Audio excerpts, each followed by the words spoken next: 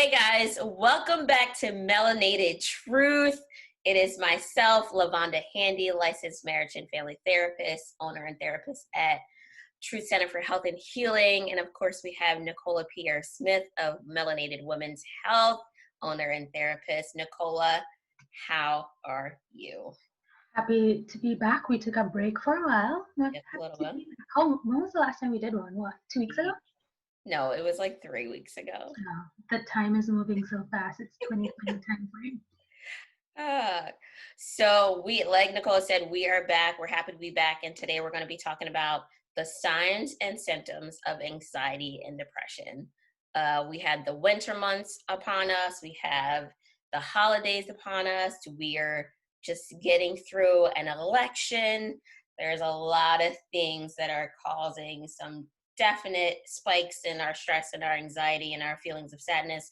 So we wanted to sit down with you guys and kind of just review some of the basics so you know how to be attuned with you and know when to get help when you need it. Yeah, I can't remember what the exact number was, but there was research done that said that anxiety and depression did spike immediately after George Floyd's death, Yeah, especially in the Black community. And then they saw another spike right before the election. absolutely. I would say even I've had more clients reaching out to me, like requesting services when that happens. So I would not be surprised if the research has the numbers to actually like guarantee and solidify that. So it's definitely happening. So we're here to be your support and your guides for this very trying and interesting time in the world in America. Yeah, and even though we'll be looking at only for today the signs and symptoms, we'll be linking resources for regardless of where you are, where you could reach out for help if you're noticing yourself having these symptoms before or if they're heightened right now just based on the current climate globally. Cool. So what do we want to start? Do you want to start with anxiety, depression? We can start with depression. Oh, let's do it. So here's like some of my thoughts. I think at least one time in our lives, people will like experience some sort of depression, right? And what's really important to know is depression can show up for different reasons, right? So you can have the biological factors that cause depression to kind of show up. So that means if you um, are taking any medication or if you're experiencing any other type of like physical sicknesses that could bring on the depression. It could be genetics. It can we talked about this a little bit in one of our last videos. We were talking about the genetics and how the actual makeup of our DNA can change depending on our family systems. And so this is one of those things where depression can be something that's running in your family, and those signs and symptoms can start showing up there.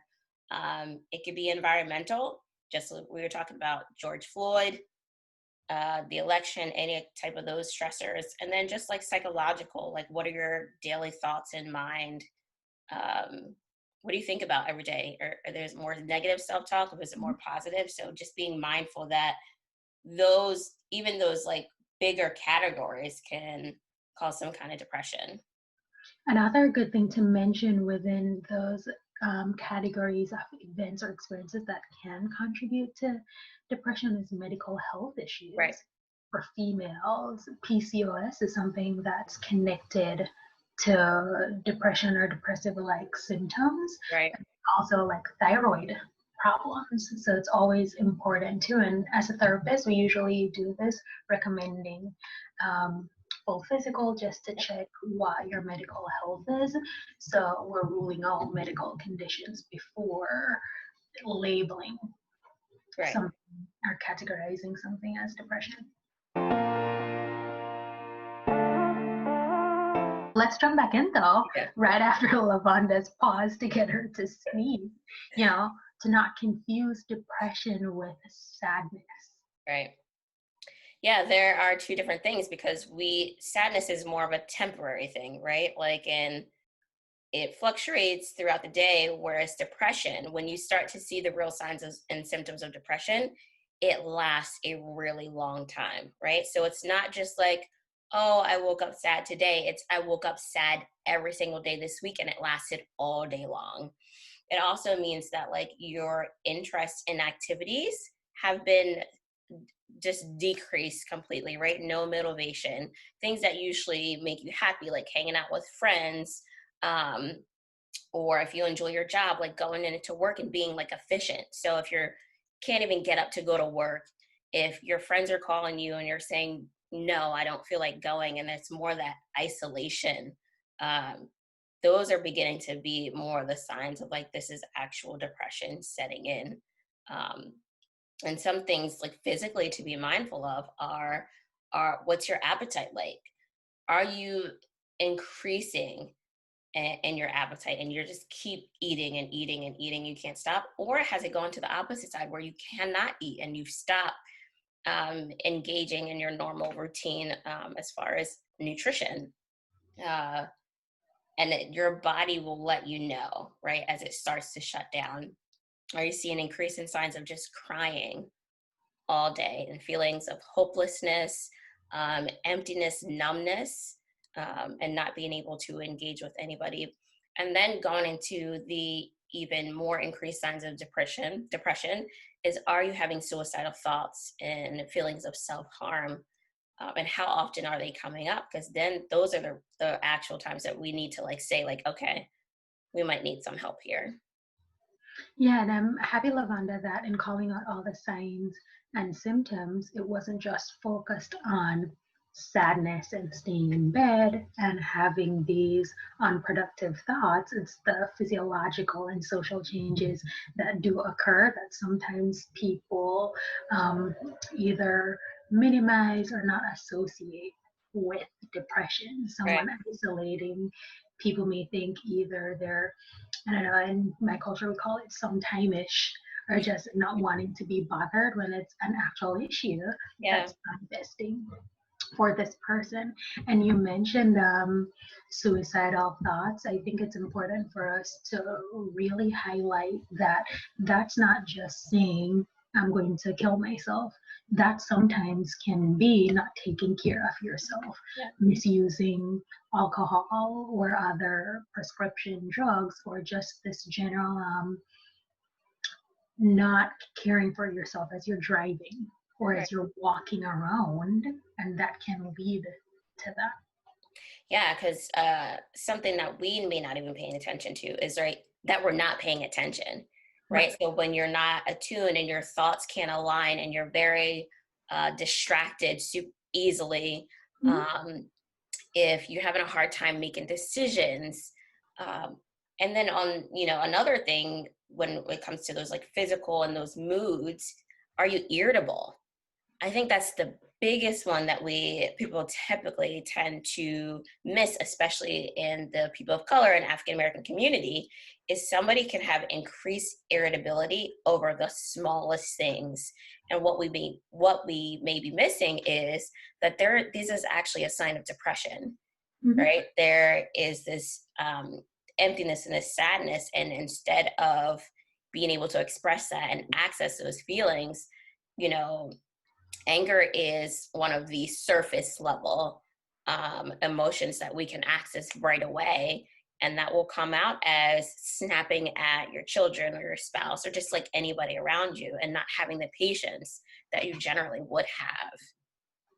Yeah, that was a really good point. Another one to add to that in terms of depression and talking about changes is changes in your level of intimacy Mm, or sexual interest with yeah. your partner. That changing or lowering is definitely a sign that something's going on here with your mood. Yeah. So it's really important to be attuned to what's your daily life like and how long is this lasting. I know you were referencing a like a self test that somebody could take. Mental Health of America, they do have a screening tool. We could probably link it right up here or somewhere on the screen Yeah. for people just so they can have that.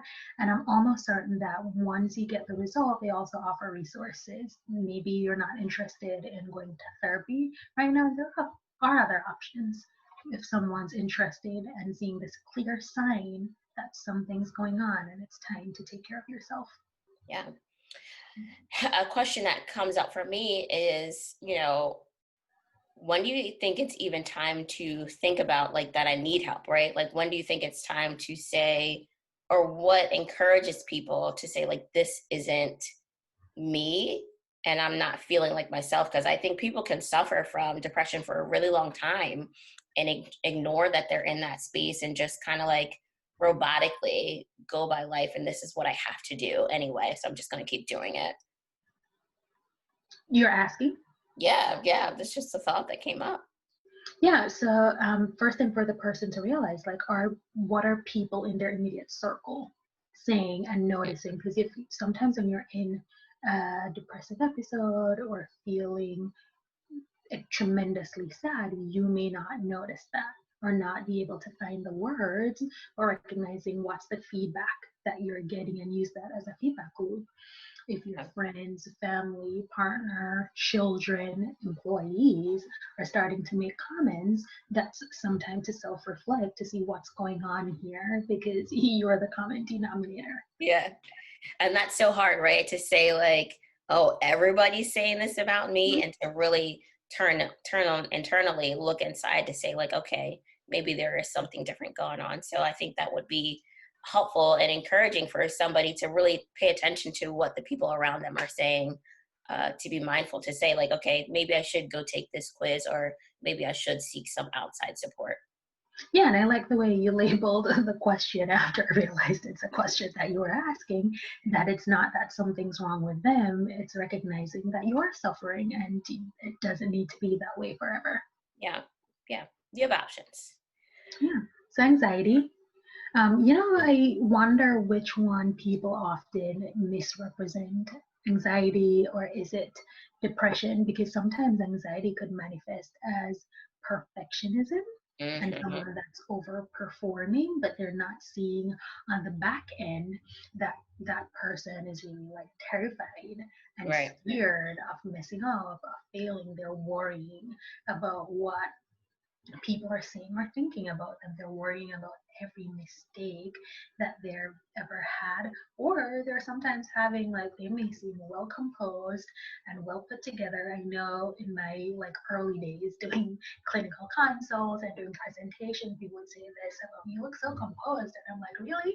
Because my heart was fluttering. I think my armpits were getting really sweaty. No one saw that, but I could feel that. Right. So your body are showing these signs, easily flushed or feeling hot flashes when it's really cold, that those are Right.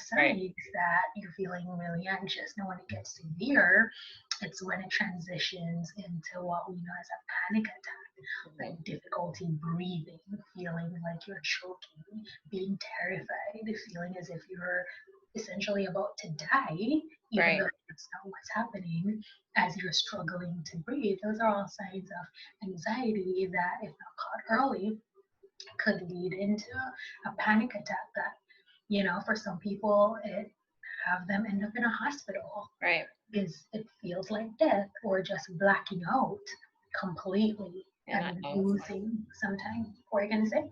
I said, and not knowing what's going on. I appreciate that Yeah. you're saying how the anxiety shows up so differently, right? Because the person on the outside is not going to know that this person is suffering from anxiety. I think Yeah. a lot of my clients experience when people tell them they're feeling anxious, they minimize it or saying like, oh, that's no big deal. But, everybody's experience is different and how it shows up for them is different. Um, and those like little things like perfectionism or uh, Mhm. just when it goes into like social anxiety and needing to be able to fit in, it will look different on everyone even though they have it together. Yeah. Like even indigestion is a Mhm. huge Yeah. symptom of anxiety, being like you literally want to throw up Yep. because your body is reacting to this and feeling that level of nervousness that you want to throw up. People oftentimes minimize that, and that's Mhm. not something that an observer can see. It's the Right. person experiencing that. Would you say that anxiety shows up in depression, or anxiety could lead to depression depending on its severity? I don't necessarily think it's or that's a chicken or the egg argument. Like Okay. which one's coming first. I Yeah. think it's like they can both exist within each other because someone can like have these thoughts. I've had it with clients who they're having these thoughts of not wanting to be alive and it really scares them to the point that they get really anxious, thinking that people are like hearing or seeing their thoughts, and Mhm. that's not the case. So being anxious within their own bodies, I know that specifically within the Black community, um, the labeling people as hypervigilant or paranoid when it's like they're really anxious, they're Right. worried about their safety, they're fearing the worst thing happening and feeling anxious because there's um, psychological or sometimes very real threat that's happening. I like that you bring up the anxiety of how it shows up in the Black community, because there are different environmental anxieties that we're exposed to, that others may not recognize the impact that it has. So, like the being around the police, or if you live in a violent area, if you are a low income family, the financial stressors that even children are feeling the impact of, within the home, because there's no food or there's no lights, uh, and just being the experience of being a person of color Yeah, can bring up stressor and anxieties when you're walking into different stores or just different environments. yeah. And if you think about the Black community and the environment that we're in right now, the anxiety and the worry of making the decision of do I wear my hoodie up or do I wear my hoodie down? What's it saying that I look the way I look and I'm wearing a face mask? For it's for everyone's Right. safety. The how is that being perceived based on the different environmental factors that someone is presented with that can be very anxiety provoking. Yeah, so there's a lot of different things that are impacting these feelings of anxiety and depression, and it's helpful to be mindful within the communities that we're living in, Mhm. and then be respectful of other communities that we're not living in, because we may not experience their same stressors that could lead to anxiety and depression. And I think it's really helpful for us to list some resources for our viewers, especially Yeah. when they may not know, they may not have been exposed to mental health. I would definitely say the Black community is just starting to open up to taking care of mental health and acknowledging that it's a thing. As before, it culturally it just wasn't a conversation that we had. Yeah. So I Two definitely. of my two of my favorite resources are the crisis text line, and it's the only number I really remember because it's short 741 741. If you're in the US, that's a great one. If you have a cell phone and you're able to text, it's free, it's available 24/7. So that one's out there, we can link that. And then I don't know the number off the top of my head, but the trans lifeline, that's another important resource that would be good too to put the number for folks. Yeah, we'll also link the number to the National Suicide Hotline. We'll have it in the links at the bottom. I'll, if you can see that they've been thrown up on the screen. So you may not be able to copy it down that fast. So definitely check the comment section, and we'll make sure that you guys have the support you need. And of course, Nicola and I are accessible. If you guys have any questions, please reach out to our email, which is Nicola, melanatedtruthllc@gmail.com. and we will be happy to answer any questions that you have. Anxiety, depression are very real mental health disorders, and we definitely think you guys should reach out to support, self reflect, whatever you need. We got you here at Melanated Truth. See you in our next video. See you guys. Take care.